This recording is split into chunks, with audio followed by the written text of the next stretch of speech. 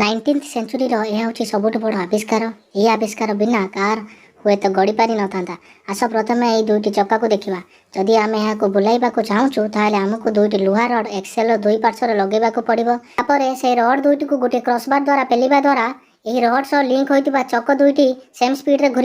किंतु जदि आपण बाम चक्का को धरिकी रखती ताहले क्रॉसबार अटकाईदेव आ डाण चक्का भी घूरी पारिब नाही। जदि आम क्रॉसबार को गोटे मुवेबल स्ट्रक्चर द्वारा रिप्लेस करदेबा ताहले जेतेबेले आम क्रॉसबार को पुश करबा तो डाण चक्का एकला बुलवाक लगिब। किंतु जेतेबेले क्रॉसबार गोटे निश्चित कोण रे पहुँचे सेतेबेले क्रॉसबार टी चक्का ठारू डिस्कनेक्ट हो जाए जहाद्वारा बिजुली शक्तिर क्षय होता है। यही क्रॉसबार टी को सब चक्का सहित एंगेज रखापी एक यू आकार एक्सेल और बहु समांतर लुहा रड अंतर्भुक्त कराला जहाँ एक क्रॉस आकृतिर उपादान और गोटे चक्का को चलैबा अनुमति देला।